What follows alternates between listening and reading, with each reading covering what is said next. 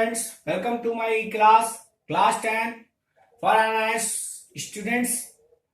देखिए, आपके साइंस को कई मॉड्यूल्स में बांटा गया है, जिसमें मैं सेकंड मॉड्यूल क्लासेस चालू कर रहा हूं। हमारे आसपास का द्रव्यमान, अभी हमारे पेपर को शुरू होने में कम से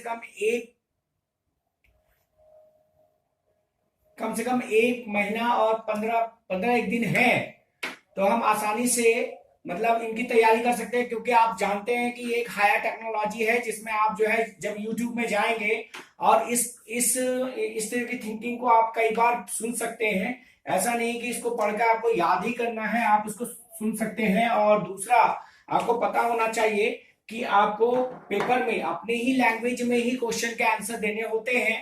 तो मैंने एक ट्राई किया है कि आपको इस तरह से समझाया जाए कि आपके दिमाग में उसको पिक्चर के जरिए बैठा दिया जाए, जिससे कि आप अपने लैंग्वेज में कुछ भी लिख सकने में कामयाब हो जाएं।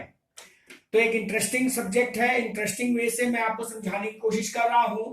तो इसमें जो पहला जो लेसन है आपका मॉड्यूल 2 का है, ये लेसन मॉड्यूल 2 में है।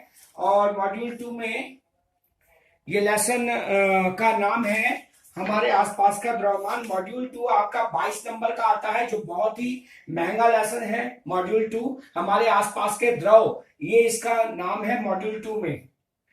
तो ये मॉड्यूल 2 करीबन 22 नंबर का आता है। तो चलिए आप शुरू करते हैं कि इसको समझना शुरू करते हैं। इंपॉर्टेंट पॉइंट्स कुछ देखिए।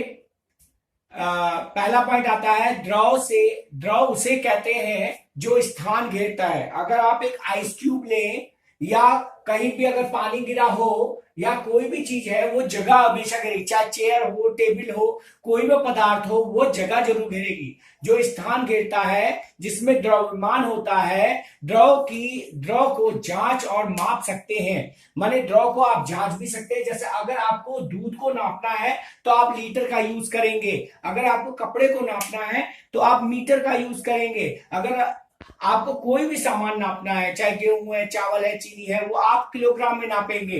तो इसको नापने के लिए, द्रव को जांचने के लिए, नापने के लिए एक स्केल की जरूरत पड़ती है। नंबर 2, सेकंड पॉइंट है, पदार्थ की 3 विभिन्न भौतिक अवस्थाएं होती है। जैसा कि आपको बताने की जरूरत नहीं, इतना तो आपको पता होना चाहिए कि यह ठोस, द्रव और गैस, इंग्लिश में सॉलिड, लिक्विड और गैस के रूप में पाया जाता है। सॉलिड में मैंने आपको दिखाया है कि इसके अणु बहुत पास हैं, इसीलिए सॉलिड है। इसके बाद ये द्रव को दिखाने की कोशिश किया, और यहाँ पे बैलून के अंदर गैस भर रहता है, तो बैलून को इसमें शो किया गया है, जिससे कि आपको गैस का पता चल सके, जिसमें एक पदार्थ मौजूद रह सकता है, अर्थात ठोस, द्रव और गैस। ये 3 भागों में पाया जाता है, ठोस, द्रव और गैस के रूप में। नंबर 3, मैंने चित्र में आपको दिखा दिया है, ठोस, द्रव और गैस।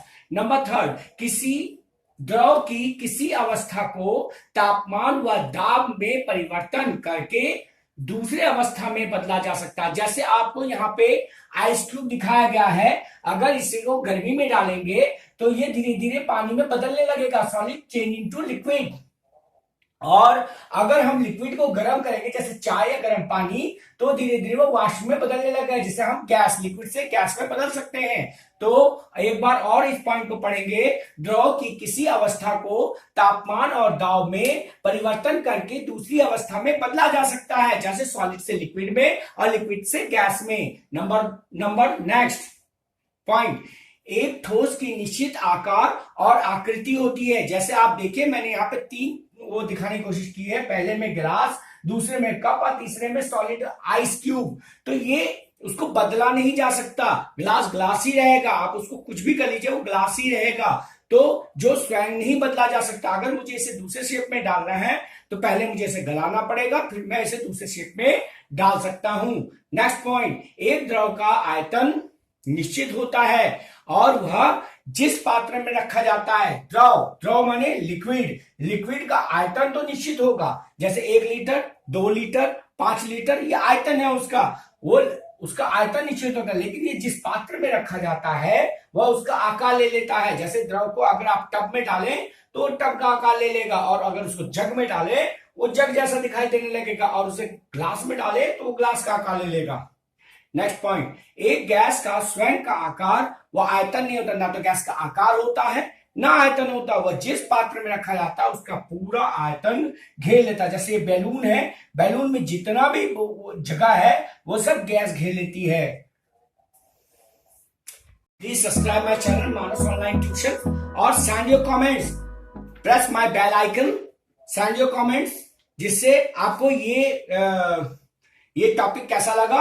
आगे बहुत तेजी से मैं आपको इसी तरह से फटाफट आपका कोर्स पूरा कराऊंगा, जिससे कि आप 15 दिन के अंदर अपनी साइंस को कंप्लीट कर सके और अच्छे नंबर लाने के एबल हो सके। क्योंकि ऐसा है कि किताब को याद करके तो आप लिख नहीं सकते, आपको अपने आप लिखना पड़ेगा। उसके लिए आप इस जो मैं पढ़ा रहा हूं या जो मैं दिखाने की कोशिश कर रहा हूं उसको दिमाग में समझिए, उस वीडियो को बार बार देखिए, आपको ये आसानी से क्लियर हो जाएगा और आप में इतनी एबिलिटी हो जाएगी कि आप क्वेश्चन को खुद जवाब दे सकें, उसको यूटिलाइज कर सकें। Thank you.